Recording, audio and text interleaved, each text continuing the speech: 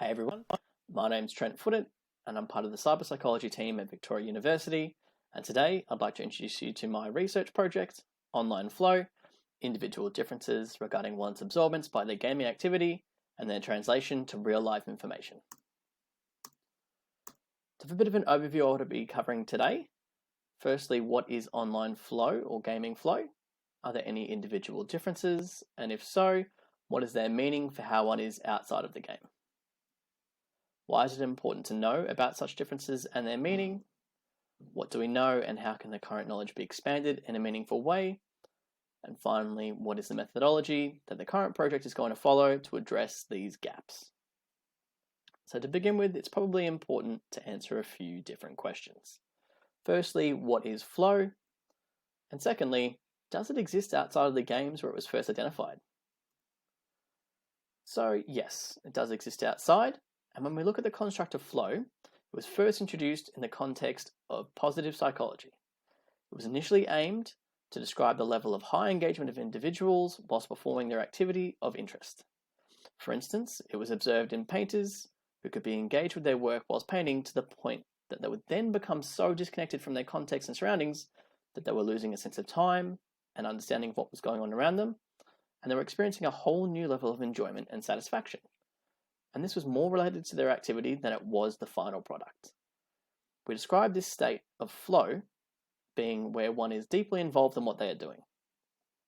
We see it firstly in these painters, as was described, athletes, dancers, and now, most importantly, these gaming populations here. So again, when we talk about flow, it's one being deeply involved in what they are doing, and it involves a very, very delicate balance. There is a dynamic balance that has to be continuously maintained for someone to stay within this state. We see it as being the interaction of two different things: the person's skills and the demands or challenges of the task or activity that they're undertaking. So if the green arrow here indicates the demands of the task and the yellow arrow indicates their skills, we see that there's a bit of an imbalance here. When these skills are slightly outweighed by the demands of the task, someone is probably in their highest or optimum performance. And they're going to be applying themselves to try and achieve this goal, but it isn't too difficult or too easy. When we see it as being too easy, so their skills greatly outweigh the demands of the task, they can become quite bored and disengaged in the activity. When your skills are significantly below the tasks, they can then be creating stress and anxiety because those demands are too high. But as we can imagine, the more one practices, the more they are likely to improve. So as one's skills increase, the demands that they need to still maintain the same state are going to be increasing as well. And this will continue as long as they keep engaging in this activity, practicing and improving. So we call this a dynamic equilibrium or interactionism. When we look at it in the online context, which is our main interest here, we can see this in games particularly where people level up. So the game is dictating the difficulty of the challenges based on the level of the player. Despite flow, however, having been acknowledged as a pivotal engagement component for these internet games, there are still significant gaps in what we know about this flow compared to other states of flow offline. So it has been implied that there are different profiles of people in terms of how they engage with these activities outside of the games. Specifically, it has also been suggested that people who are more prone to flow should be named as having an autotelic personality.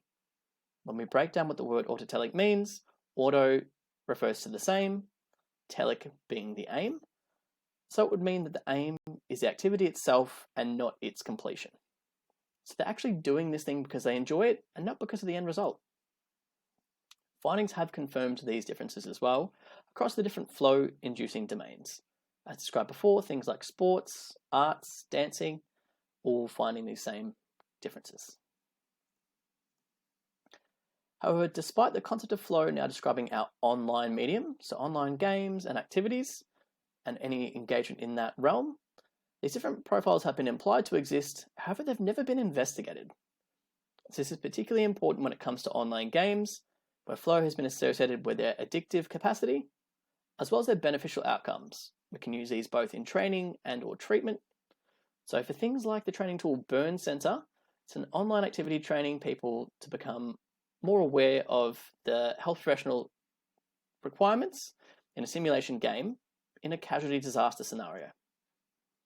Moreover, it has been implied that our gaming flow profiles can provide specific information about people's levels of distress, their physical activity outside of the game, and this is where further research has been recommended. So we're going to try and address this in this project, firstly looking at the first studies investigating these different online flow profiles amongst internet gamers. We're going to be exploring the meaning, translation, and differences in relation to one's depression, anxiety, and physical activity outside of the game. And we aim to do this following an innovative, multi-method, longitudinal methodology. So we're going to be examining a large cohort of gamers. In the undertaking of this project, we're going to be working with youths and young adults from the Eben Rice Associated Colleges and Victoria University, with students aged between 12 and 29, who play massively multiplayer online games. So these students will be assessed at 4 separate times, 6 months apart, and this will encompass psychological, actigraphy measurements, all through the form of questionnaires, through Qualtrics, their Fitbit data as well, that they're going to be using with Fitbits that we give them. So there will be 4 major stages and goals for this project. Firstly, the investigation of the number, size, and differences of the longitudinal flow profiles or phenotypes. We'll assess this through growth mixture modeling. Secondly, identification of profile functionality, how these distinct profiles may be informed by mental and physical health variables, which we'll do with conditional growth mixture modeling. We'll be assessing diagnostic and prognostic values of these profiles and phenotypes and investigating how each of these profiles functions using ANCOVAs. And lastly, we're going to be identifying the prognostic value of these flow profiles. So evaluating these differences between the initial average with their subsequent growth over time, and this will inform the profile's health trajectories and the predictive ability of these profiles. Through this, we'll be doing it with latent growth modeling. In order to understand the significance of this project, we do need to view this in relation to the Australian gaming context, the area that this is all going to be involved in. So when we look at internet game usage here, it is quite a large market with over $3 billion back in 2020 when it was assessed, and it's seeing quite consistent rises as well. There's quite specific subscription revenues as well as the high percentage of people actually engaging with this medium, with about over 70% of Australian gamers as well. We can see this both educationally and in family contexts, with parents playing games with their kids, and older Australians as well using these games to help avoid aging and the deterioration that comes along with that.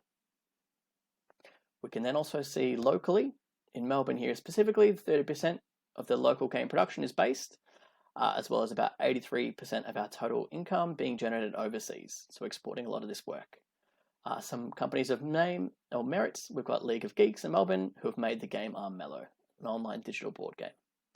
We can also see this in other companies here, Mirage VFX in Sydney, working on games such as Hitman 2 and Civilization, and having such huge clients like Disney, Epic Games, Microsoft, and Sony. Finally, with all this information here, the different areas that were affecting this in Australia specifically, we can see there's been quite a big demand in relevant Australian degrees for game development. At this stage, there's over 30. So when we break this down, we can see this impacts the consumers, being us regular people who are engaging with this and using these mediums, the industry itself, the people creating and managing these games, and finally the training outcomes of this, being able to use these games in a lot of different ways, and also the training associated to learn these skills. Thanks for listening to this presentation, and again, thank you to my supervisors and research team that have helped me through this.